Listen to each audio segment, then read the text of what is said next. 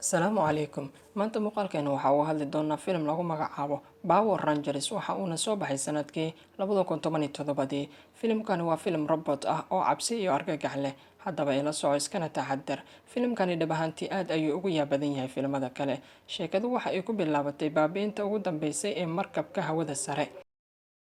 Crystal waa nin magicii oo ka samaysan koronto oo sidoo kale loo yaqaano Zeo. Waxaa soo diray shisheeyaha Sordan si loo helo dad sidan oo kale ah oo awood u leh inay yeeshaan awooddaasi, waayo wuu dhimanayaa asiga. Isla markiiba Rita waxay doonaysaa in ay qabato Christmasyadaas. Si lama filaan ah ayaa qarax u dhacay waxaana muuqata in qof walbaba uu ku dhintay. Hadda sheekadu aad ayay u sii korodhay oo wiil ayaa la tusay isaga oo ka xanaajinaya saaxiibkiis. Ilaagii ugu weynaa ee Johnson ayaa soo muuqday oo badbaadinaya ninkaas. Ardayga xanaaqsan waxaa lagu magacaabaa Billy. Johnson iyo Billy waxa ay noqdeen saaxiibo wanaagsan waxayna isla qaateen waqti badan. Habeenada ka mid ah ayay labadooduba ku baxeen xero oo ay ku jireen beer macdan qodis ah kaas oo ay ku qabteen wiil kale iyo laba gabdhood. Qof kasta waxa uu arkaa hillaac ka soo baxaya meel madow ah oo dhammaantood waxa ay noqdeen kuwo aad u xiiso badan. Waxa ay helayaan Crystal Zoo la mid ah oo Sordan Alien lahaa bilowgii. Laakiin dhammaantood ma oga isla mar ahaantaana ammaanka ama ilaalada goobta macdanta ayaa soo muuqatay. Dhammaantood waxa ay ku guuleysteen inay u baxsadaan guryahooda iyaga oo sita Crystals.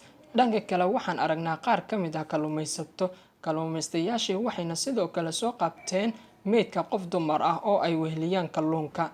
Qaalka xiga marka ay aroortii kacaan kulligood waxay helayaan awood taas oo soo dejinaysa xoogooda iyo xawaarahooda. Marka laga reebo kan waxay sidoo kale boodi karaan meel aad u dheer.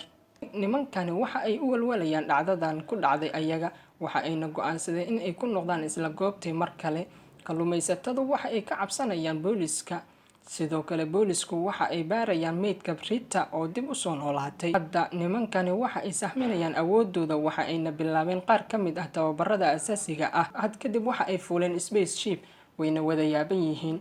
Waxa ayna rumaysteen in Crystals ay heleen ay qayb ka yihiin spaceship-ka. Sordan waxa uu ka soo muuqday kombiyuutarka qaab barnaamij oo kale ah. Waxa uuna yiri dhammaantiin waxa aad tihiin ilaaliyaal sida aan hore u ahaan jiray. Hadda waxaad ilaalin doontaan Crystal-yadan iyo meeraha dhulka. Dhanka kale Rita ayaa u soo baxday dahab si ay u dhammaystirto usha dahabka ah. Sababtoo ah usha dahabka ah waxay leedahay sixir ka caawinaya in ay kiciso ciidankeeda. Dhanka kale Johnson iyo waardiyaasha kale ayaa ku howlan dagaal si ay ula tartamaan Rita marka ay soo noqoto.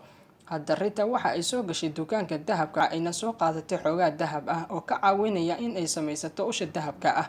Waxa ayna booliska marka ay meesha yimaadeen arkeen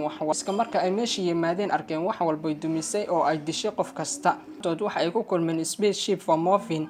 Morphin waa habka ururinta fikradaha hal sabab. Dhammaantood waxa ay helayaan darays ama libis kuwo waxa la siiyaa midab casaan, jaalle iyo buluug. Iskani waxa uu kor u qaadaa awoodooda waxay isticmaali karaan bots.